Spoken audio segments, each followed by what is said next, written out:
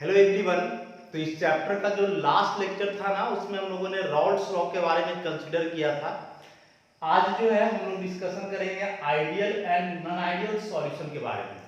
तो देखो, इसके पहले जो रॉल्स लॉ हम लोग देखे थे ना, तो रॉल्स लॉ का दो स्टेटमेंट था। एक स्टेटमेंट उसका आया था लिक्विड लिक्विड सॉल्यूशन के लिए कि किसी भी लिक्विड लिक्विड बाइनरी सॉल्यूशन में एक कंपोनेंट का जो वेपर प्रेशर होता है वह बराबर होता है उसी कंपोनेंट के मोल फ्रैक्शन और प्योर स्टेट में जो उसका वेपर प्रेशर होता है उसके प्रोडक्ट का।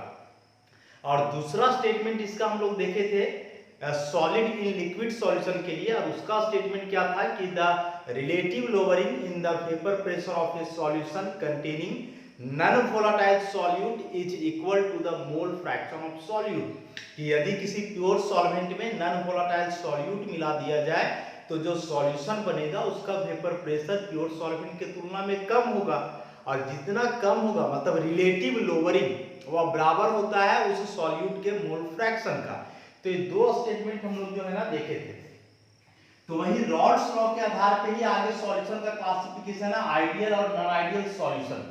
इसके पहले आप लोग जो है ना आइडियल गैस के बारे में डिस्कशन किए होंगे क्लास 11th में ही। तो आइडियल गैस का डेफिनेशन हम लोग क्या जानते थे कि उस प्रकार का गैस जो आइडियल गैस इक्वेशन को फॉलो करे, मतलब Pv = nRT। इस इक्वेशन को जो गैस ऑबे करे उसको हम लोग आइडियल गैस बोल रहे थे, जो इसको ऑबे नहीं करेगा नॉन आइडियल गैस या उसको हम लोग रियल गैस बोल रहे थे।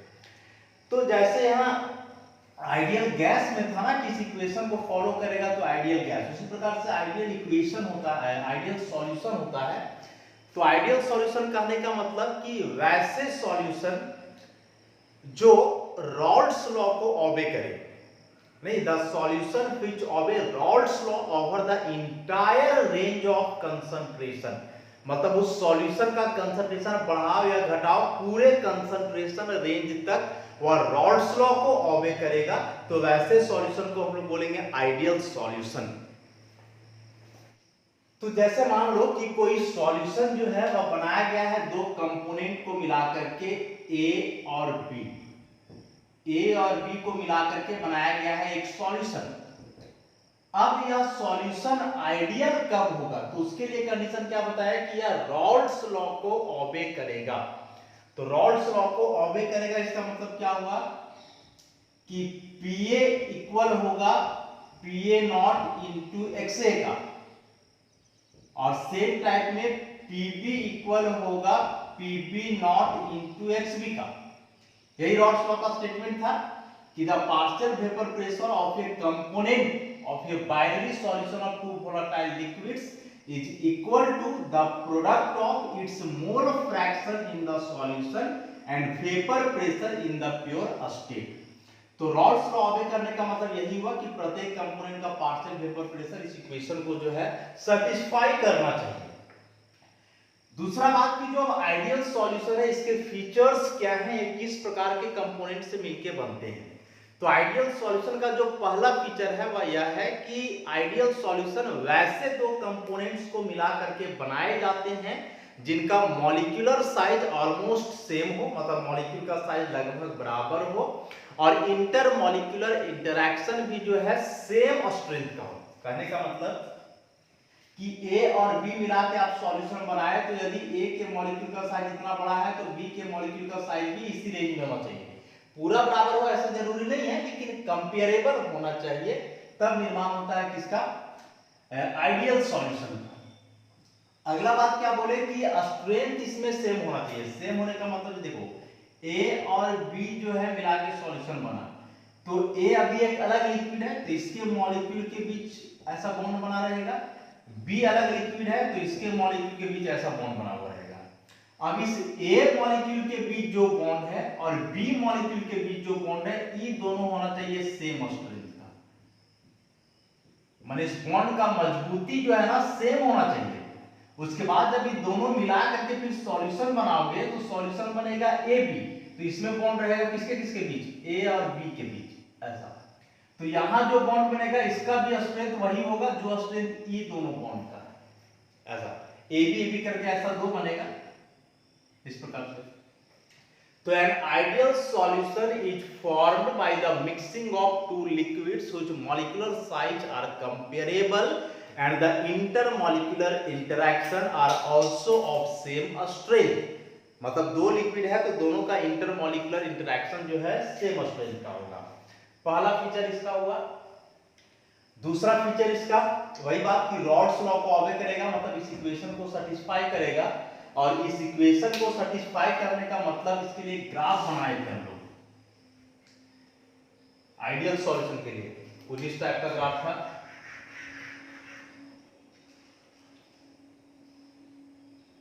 ऐसा इधर वेपर प्रेशर नीचे से ऊपर इंक्रीज कर रहा है, इसमें मोल फ्रैक्शन था। तो यहाँ XA इक्वल टू 1 मान ले, XB इक्वल टू 0 मान ले। वैसे यहाँ XA इक्वल टू 0 मान ले, XB इक्वल टू 1। यहाँ जो है केवल कंपोनेंट A है, B नहीं है। इसका मतलब यहाँ जो वेपर प्रेशर सॉल्यूशन का होगा वह A के बराबर ही होगा, PA नॉट। उसी प्रकार से यहाँ A नहीं है, केवल B है, तो यहाँ का वेपर प्रेशर B के बराबर होगा, मतलब PB नॉट के बराबर। आप जैसे ही लेफ्ट टू राइट जा रहे हो तो देखो A का जो है कंसंट्रेशन घटते जा रहा है, B का बढ़ते जा रहा है। उसी प्रकार से A का जो है पार्शियल वेपर प्रेशर घट के यहाँ 0, क्योंकि यहाँ तो A है ही नहीं। उसी प्रकार से यहाँ B नहीं है तो B का यहाँ 0, लेकिन इधर से इधर जाने पे बढ़ रहा है ना, तो इसका वेपर प्रेशर भी इंक्रीज करेगा। ऐसा ये दोनों को मिला दोगे तो सॉल्यूशन का वेपर प्रेशर हो जाएगा। तो E हुआ vapour pressure of A in the solution. PA not हो गया प्योर स्टेट में, जब सॉल्यूशन नहीं बनाया गया है, और PO हो गया सॉल्यूशन में। उसी प्रकार से vapour pressure of B in the solution, और ये हो गया vapour pressure of solution P जो बराबर होगा PA प्लस PB का। तो यह ग्राफ था आइडियल सॉल्यूशन के लिए। तो इसका दो हम लोग देखे फीचर, पहला कि रॉल्स लॉ को तो ऑबे करेगा ही, और दूसरा कि वैसे कंपोनेंट को मिला करके बनाया जाता है एक आइडियल सॉल्यूशन जिसमें इंटरमॉलिक्यूलर साइज सेम है, इंटरमॉलिक्यूलर इंटरेक्शन जो है सेम स्ट्रेंथ का हो, और साथ ही साथ मॉलिक्यूलर साइज क्या हो, कंपेरेबल। अगला जो इसका फीचर है, तो नेक्स्ट फीचर में देखो इसका क्या है।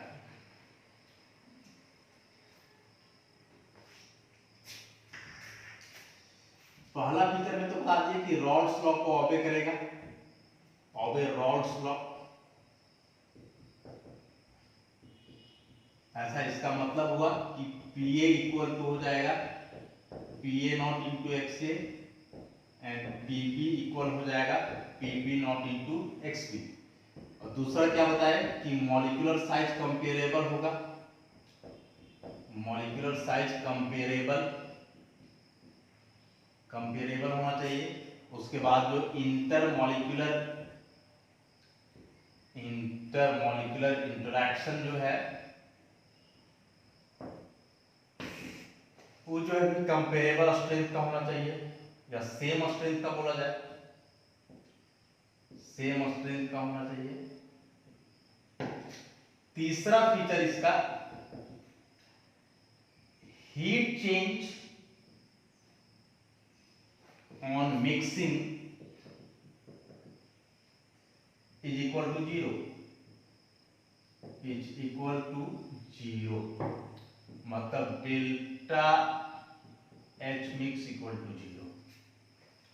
देखो heat change on mixing is equal to 0 का मतलब क्या हुआ कि यदि कोई आइडियल सॉल्यूशन का फॉर्मेशन करते हो दो लिक्विड को मिला करके, तो उस दरमियान ना तो हीट एनर्जी रिलीज होगा ना ही हीट एनर्जी एब्जॉर्ब।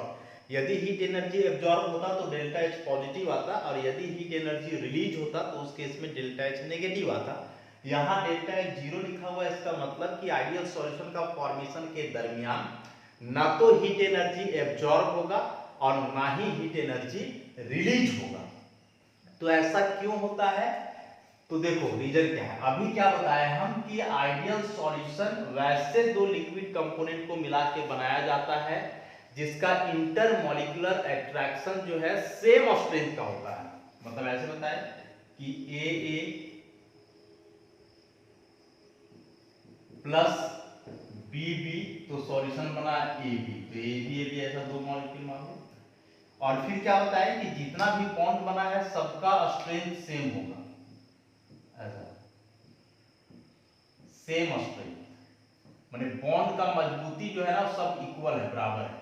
तो तो बॉन्ड का मजबूती बराबर है, इसका मतलब क्या हुआ कि यदि इस बॉन्ड को तोड़ने में एनर्जी लग रहा है 100 जूल, तो इस बॉन्ड को तोड़ने में भी एनर्जी लगेगा 100 जूल। माने बॉन्ड को तोड़ने में एनर्जी कितना लग रहा है, टोटल 200 जूल। क्योंकि यहाँ बॉन्ड टूट रहा है तो एनर्जी लगेगा, मतलब एनर्जी देना पड़ेगा। अब इस जगह पे तो बॉन्ड का फॉर्मेशन हो रहा है, ये वाला बॉन्ड टूटा और ये नया बॉन्ड यहाँ बना, तो मान लो कि इस बॉन्ड को बनने में भी एनर्जी रिलीज हुआ 100 जूल। यहाँ बॉन्ड तोड़ रहे हैं तो 100 जूल एनर्जी एब्जॉर्ब होगा, मतलब डेल्टा H बराबर प्लस इतना 100 जूल।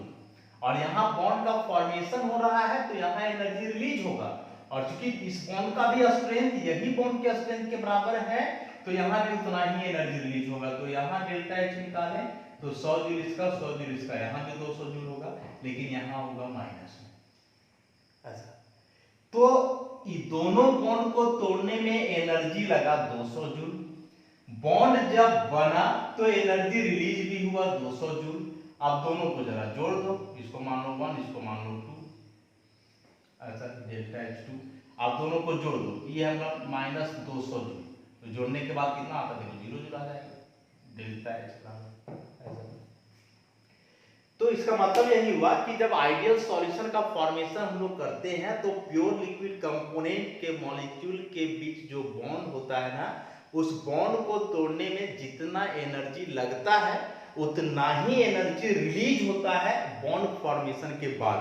तो 200 जूल एनर्जी रिलीज हुआ और 200 जूल एनर्जी तोड़ने में लग ही रहा है, तो पूरा का पूरा एनर्जी इस बॉन्ड को तोड़ने में ही लग जाएगा। तो उस केस में ना तो हीट एनर्जी रिलीज होगा और ना ही हीट एनर्जी एब्जॉर्ब करना होगा। इसलिए जो हीट चेंज है आइडियल सॉल्यूशन का वह कितना के बराबर होता है, 0 के बराबर होता है। कोई पूछेगा कि कोई सॉल्यूशन रखा हुआ है बताओ, हम कैसे बताएंगे, या दो कंपोनेंट दे देगा, बोलेगा इसको मिला के बताओ आइडियल सॉल्यूशन बन रहा है कि नॉन आइडियल बन रहा है, तो दोनों कंपोनेंट को मिला देंगे। मिलाने के बाद हम लोग देखेंगे कि यदि हीट चेंज नहीं हुआ, मतलब वो बर्तन ना तो गर्म हो रहा है ना ठंडा हो रहा है, इसका मतलब हुआ कि ना तो हीट एनर्जी रिलीज हुआ ना हीट एनर्जी एब्जॉर्ब हुआ, इसका मतलब कि हुआ आइडियल सॉल्यूशन। और एक लास्ट इसका है, जैसे हीट चेंज और मिक्सिंग 0 हुआ, मतलब हीट में कोई परिवर्तन नहीं हुआ, उसी प्रकार से 4th नंबर में वॉल्यूम चेंज और मिक्सिंग 0 होता है। ऐसा वॉल्यूम चेंज और मिक्सिंग इज इक्वल टू 0। तो देखो वॉल्यूम होता क्या है, पर इसको जानो। तो वॉल्यूम कहने का मतलब कि कोई भी सब्सटेंस के द्वारा जो स्पेस ऑक्यूपाई किया जाता है ना, वही उसका कहलाता है वॉल्यूम। तो वॉल्यूम चेंज और मिक्सिंग इज इक्वल टू 0 का मतलब हुआ कि यदि आप 100 ml A को मिला रहे हो 100 ml B से, तो जो सॉल्यूशन बनेगा वो 200 ml बनेगा AB। तो 100 ml मिला रहे थे, रिजल्टिंग भी 200 ml बना, तो ओवरऑल कोई चेंजिंग नहीं हुआ। 200 में से इसको घटा दो पूरा 200, तो कितना जाएगा, 0। ऐसा क्यों होता है, तो फिर से वही बात है कि A के बीच बॉन्ड है, B के बीच बॉन्ड है, और यहाँ A B के बीच बॉन्ड है। तो क्या बताया कि जितना मजबूत बॉन्ड यहाँ उतना ही यहाँ उतना ही यहाँ, मतलब जितना दूर दूर, जैसे मान लो कि इसका मॉलिक्यूल इतना दूर दूर है तो इसका मॉलिक्यूल भी इतना ही दूर है, तो इसका मॉलिक्यूल भी उतना ही दूर रहेगा, क्योंकि यहाँ भी बॉन्ड वही स्ट्रेंथ का है जो यहाँ। तो देखो मॉलिक्यूलर डिस्टेंस जितना यहाँ उतना ही यहाँ उतना ही यहाँ, मतलब जितना जगह यहाँ घेर रहा है उतना ही जगह यहाँ घेर रहा है, उतना ही जगह यहाँ घेर रहा है। तो स्पेस ऑक्यूपाइड में कोई चेंजिंग नहीं आया, इसलिए volume change on mixing equal to 0। उसी प्रकार से एंट्रोपी चेंज भी 0 होता है, डेल्टा मिक्स S बराबर 0। एंट्रोपी कहने का मतलब हुआ इसका डिसऑर्डरनेस, मतलब वही समझो मॉलिक्यूलर अरेंजमेंट। यदि मॉलिक्यूलर अरेंजमेंट में कोई चेंजिंग आता है तो एंट्रोपी चेंज करेगा, और मॉलिक्यूलर अरेंजमेंट में कोई चेंजिंग नहीं आएगा तो एंट्रोपी भी चेंज नहीं करता है। तो यहाँ हम लोग देख ही रहे हैं कि मॉलिक्यूलर अरेंजमेंट में कोई चेंजिंग नहीं आ रहा है, इसलिए जो एंट्रोपी चेंज और मिक्सिंग है आइडियल सॉल्यूशन का, वह भी कितना होता है, 0। कुछ एग्जांपल्स की बात करें कि वैसे कौन कौन से कंपोनेंट्स हैं जिनको मिलाया जाए तो बन जाएगा आइडियल सॉल्यूशन। तो एग्जांपल के लिए जैसे मान लो पहला एग्जांपल हुआ इसमें बेंजीन और टॉल्यूइन, बेंजीन एंड टॉल्यूइन। नहीं, मॉलिक्यूलर साइज सेम नहीं है, ऑलमोस्ट सेम तो बोला ही जा सकता है। ये बेंजीन हुआ, इसमें बेंजीन में कहीं CH3 लगा दो। उसी प्रकार से क्लोरोबेंजीन और ब्रोमोबेंजीन भी ले सकते हो। प्लस ब्रोमोबेंजीन ले लो, ऐसा। तो वैसे कंपोनेंट जिनका मॉलिक्यूलर साइज कंपेरेबल हो, इंटरमॉलिक्यूलर स्ट्रेंथ भी सेम ऑर्डर का हो, तो मिला दोगे तो किस सॉल्यूशन का निर्माण होगा? Ideal solution. अभी जितना बात हम लोग आइडियल सॉल्यूशन में पढ़े इसी का रिवर्स कर दो तो वह कहलाएगा नॉन आइडियल सॉल्यूशन। तो जरा नॉन आइडियल सॉल्यूशन को हम लोग देखें। तो आइडियल सॉल्यूशन के बारे में क्या बताया मैंने अभी कि वैसे सॉल्यूशन जो रॉल्स लॉ को ओबे करेगा। तो नॉन आइडियल सॉल्यूशन मतलब जो रॉल्स लॉ को ओबे नहीं करेगा किसी भी कंसंट्रेशन रेंज तक। आइडियल सॉल्यूशन में क्या बताया कि आइडियल सॉल्यूशन रॉल्स लॉ को ओबे करेगा इंटायर कंसंट्रेशन रेंज तक, मतलब कंसंट्रेशन बढ़ाओ या घटाओ कोई फर्क नहीं पड़ेगा, रॉल्स लॉ को ओबे करेगा ही। लेकिन नॉन आइडियल सॉल्यूशन मतलब वैसा सॉल्यूशन जिसमें कंसंट्रेशन रेंज तुम कुछ भी कर दो वो रॉल्स लॉ को कभी ओबे नहीं करेगा, किसी भी केस में नहीं। तो पहला केस जो हुआ नॉन आइडियल सॉल्यूशन का, रॉल्स लॉ को ओबे नहीं करेगा, मतलब Pa नॉट इक्वल टू होगा Pa not into Xk and in similar way Pb not equal to Pb not into Xb।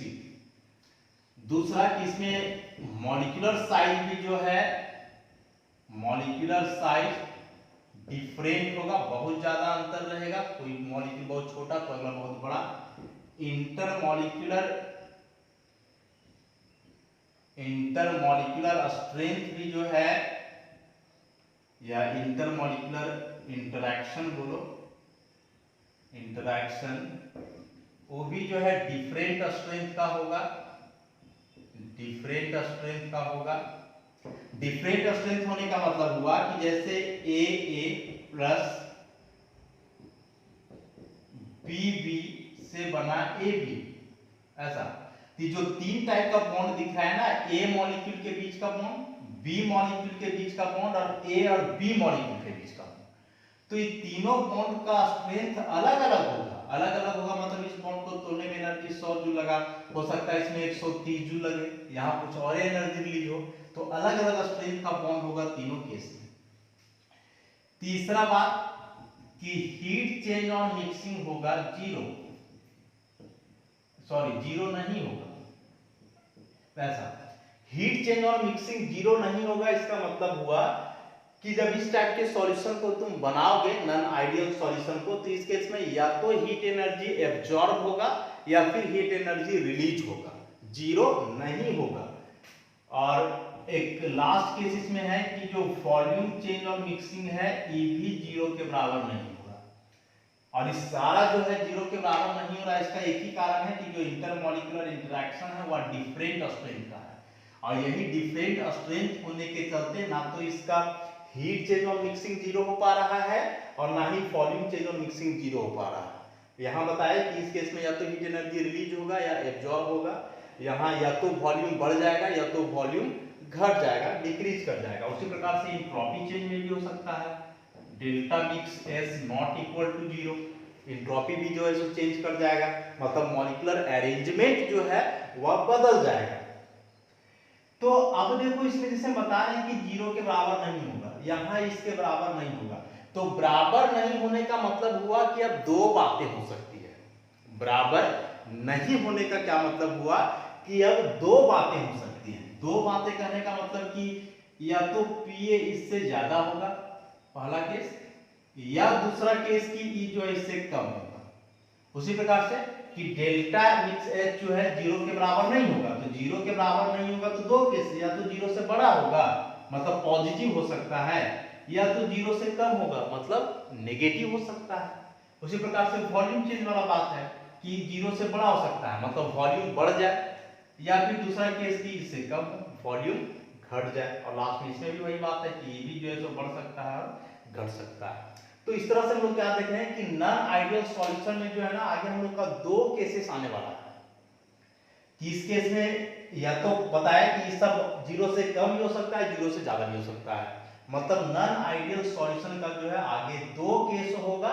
तो वही दो केस में हम लोग देखेंगे पूरा detail explanation non ideal solution का, और बहुत सारा एग्जांपल्स भी कंसीडर करेंगे जैसे आइडियल सॉल्यूशन में हम लोगों ने देखा था। तो इस लेक्चर में इतना ही। आइडियल सॉल्यूशन का जो क्लासिफिकेशन है इसका डिस्कशन हम लोग नेक्स्ट लेक्चर में करेंगे। धन्यवाद।